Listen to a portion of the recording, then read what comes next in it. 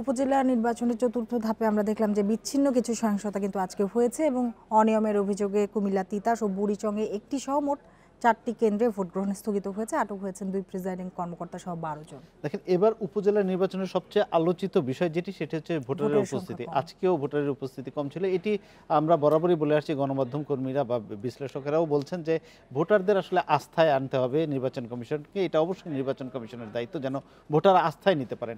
নির্বাচন কমিশন অবশ্য একটা কথা বলছে যে যেহেতু বড় একটি রাজনৈতিক দল অংশগ্রহণ করেনি সেজন্য ভোটার কম হচ্ছে, কিন্তু আরেক দিকে দেখেন যে আজকেও কিন্তু বেশ কয়েকটি উপজেলায় চেয়ারম্যান আগেই নির্বাচিত হয়ে গেছেন, যেহেতু প্রতিদ্বন্দ্বী ছিলেন না। সব মিলিয়ে এবারে ভোটটা আসলে মানুষের কাছে পৌঁছাতে পারেনি, সেটি এমনভাবে মানুষকে যুক্ত করতে পারেনি, সেটাই দেখা যাচ্ছে। যাই হোক, আমরা প্রতিবেদনটি দেখে আসি।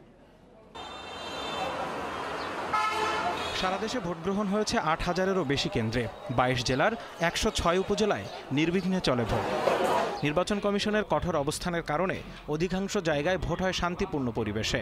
তবে গত 3 ধাপের ধারাবাহিকতায় এবারও ভোটার উপস্থিতি ছিল কম। আমার ভোট আমি দিলাম, আমার ইচ্ছা মতন যার ইচ্ছা তারে ভোট দিলাম, শান্তি পরিবেশে ভোট দিয়ে এখন ওই বাড়ির দিকে চলে যাচ্ছি। অ্যাডমিনিস্ট্রেশন প্রচুর কড়া, কথাটা বুঝতে পারছেন না? যেখানে যাবেন আগে আপনার কার্ডটা দেখে কত নম্বর কক্ষ বলে দিচ্ছে।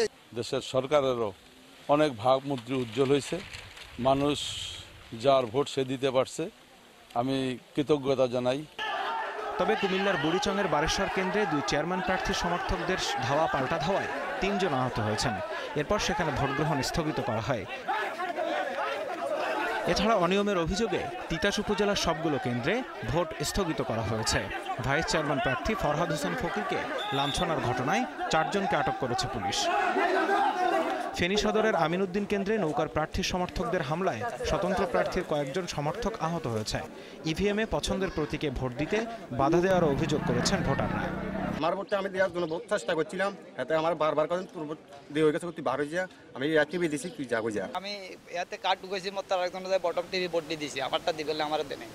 ভোলার তজুমুদ্দিনের মহিলা ভাইস চেয়ারম্যান প্রার্থী কোহিনুর বেগমের গাড়িতে হামলায় আহত হন 3 জন। গাড়ির ভিতরে ঢুকছে 15-16 জন, আর বাইরে যারা ঢুকছে আমরা আসলে বুঝে উঠতে পারিনি যে কি হচ্ছে।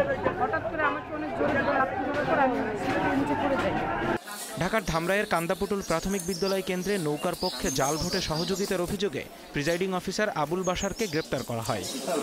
টাঙ্গাইলের বাসাইলে দক্ষিণপাড়া কেন্দ্রে একই অভিযোগে সহকারী প্রিজাইডিং কর্মকর্তা পারভিন সুলতানা সহ 2 জনকে আটক করেছে পুলিশ।